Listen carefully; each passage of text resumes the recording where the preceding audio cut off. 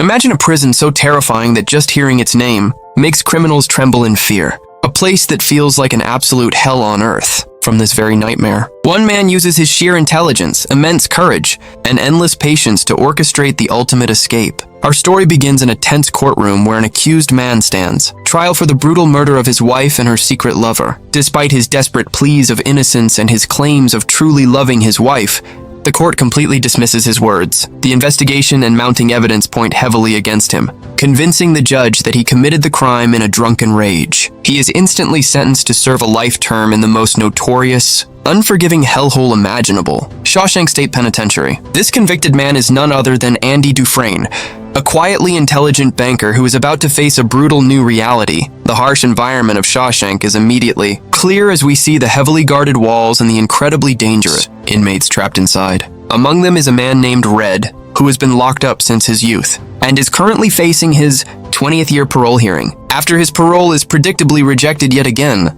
Red returns to his familiar cell, known to everyone as the guy who can smuggle anything inside. On a bleak morning in 1947, Andy arrives on a bus full of fresh inmates, while the older prisoners eagerly place bets on who will break first. Observing Andy's calm and silent demeanor, Red places his bet that this tall, quiet newcomer will be the first to cry. The inmates are quickly introduced to the brutal Captain Byron Hadley and the cruel warden Samuel Norton, who demand strict discipline and absolute devotion to the Bible. After being stripped naked and coated in burning delousing powder, the terrified new arrivals are locked inside their pitch-black cells for the night. The terrifying darkness and the relentless taunting from the older inmates prove too much for one overweight prisoner, who completely breaks down in tears. He screams for his mother and begs to be let out, which immediately draws the furious attention of Captain Hadley. Hadley drags the crying man from his cell and beats him mercilessly with his baton until the inmate falls completely unconscious on the cold floor. Andy quietly watches this horrifying display of brutality through his bars, successfully making it through his first night without uttering a single sound. The next morning at breakfast, Andy quietly watches an old inmate,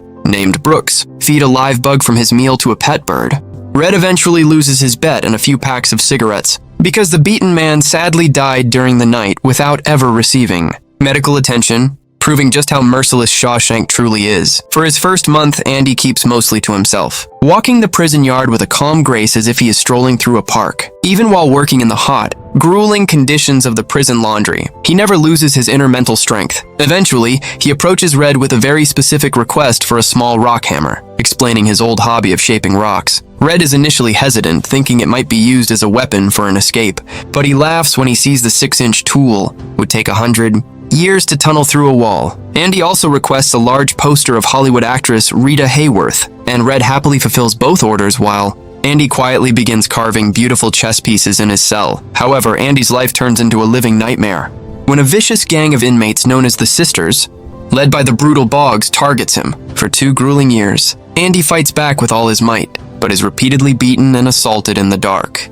corners of the laundry room. Everything changes in the spring of 1949 when Red manages to get his entire group of friends assigned to an outdoor job tarring the factory roof. While working under the hot sun, Andy overhears Captain Hadley complaining about the massive taxes he will have to pay on a recent inheritance. Andy boldly approaches the furious guard and offers to legally shelter the entire $35,000 from the government. In exchange for his expert banking services, Andy asks for exactly 3 cold beers for each of his co-workers. Hadley accepts the deal, and soon, the prisoners are sitting on the roof drinking ice-cold beer, feeling like free men for a brief magical moment. Andy sits quietly in the shade with a small smile, refusing to drink but finding immense joy in giving his friends a taste of normal life. Following this incredible feat, a paralyzed Boggs is permanently removed by the guards, leaving Andy completely protected from any further attacks. Recognizing his financial talents, Warden Norton reassigns Andy to assist the elderly Brooks in the library, which is actually a cover for doing tax returns for every guard in the prison.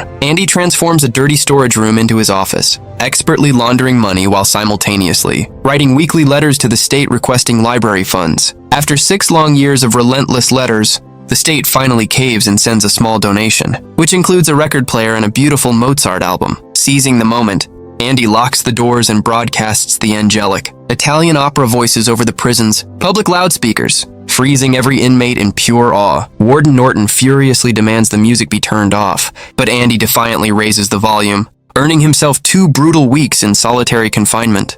Upon his return, Andy tells his friends that music and hope are things the prison walls can never take away, though a worried Red warns him that hope is a dangerously fatal illness on the inside. Tragedy strikes when the elderly librarian, Brooks, is granted parole after 50 years.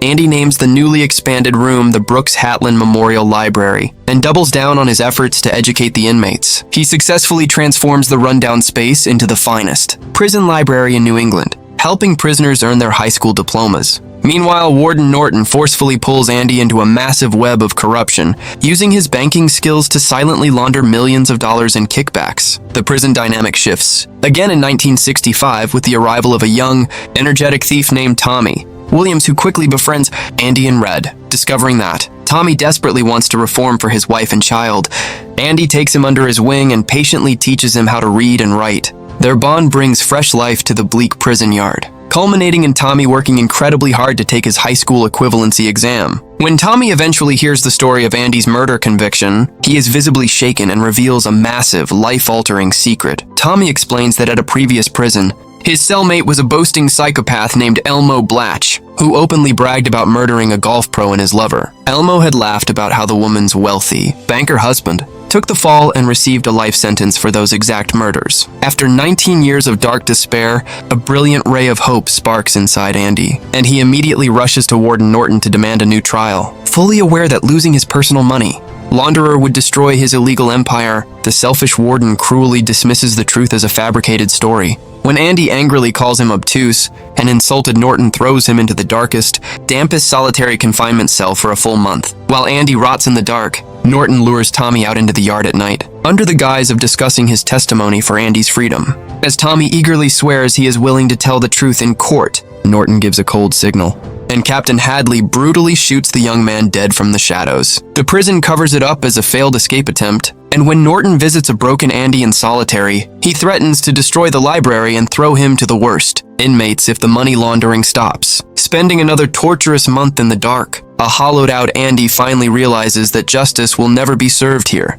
quietly plotting his absolute revenge. Emerging from solitary confinement looking like a walking ghost, Andy sits with Red and speaks of a beautiful Mexican beach town called Zihuatanejo. He shares his dream of buying a small hotel and fixing up an old boat, making Red promise to find a specific oak tree in a hayfield in Buxton if he ever gets out. Andy tells him to look for a piece of black volcanic glass resting by a rock wall, deeply terrifying Red, who fears his friend is planning to commit suicide. Rumors quickly spread that Andy acquired a 6-foot rope, causing Red to endure a sleepless, agonizing night waiting for the morning roll call. At dawn, the guards are shocked to find Andy's cell completely empty, sending Warden Norton into a screaming, uncontrollable rage. In his fury, the warden throws a rock at a poster of Raquel Welch hanging on the wall, only to watch it punch straight through the paper. Ripping the poster down, Norton is stunned to uncover a massive tunnel that Andy had meticulously carved out over 20 years using that tiny rock hammer. Andy had secretly carried the wall's dust in his pockets, slowly dropping it into the yard every single day to avoid any suspicion.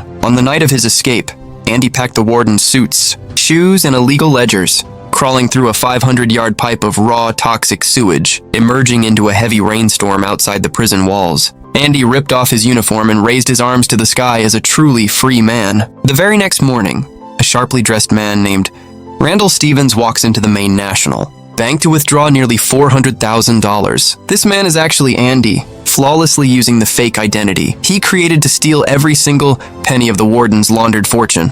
Before crossing the border, Andy casually mails the massive ledger of Shawshank's corruption to the press, instantly bringing the FBI rushing to the prison gates. Captain Hadley is arrested sobbing like a child, while a trapped Warden Norton chooses to shoot himself. Rather than face the humiliation of prison, Andy happily drives an open convertible toward the warm freedom of Mexico, leaving his fellow inmates to fondly tell legends of his remarkable triumph. Eventually, Red is granted parole after 40 years, but he struggles with the same agonizing loneliness that pushed Brooks to take his own life. Remembering his sacred promise, Red bravely boards a bus to Buxton, wandering the vast hayfields until he finds the beautiful, poetic oak tree. At the base of the rock wall, he uncovers the black volcanic stone and finds an envelope stuffed with cash and a heartwarming letter from Andy. The note reminds him that hope is a good thing, and no good thing ever dies, inspiring Red to break his parole and head for the border. In a stunningly beautiful final scene, Red walks across the golden sands of the Pacific Ocean, sharing a joyful, emotional embrace with his best friend.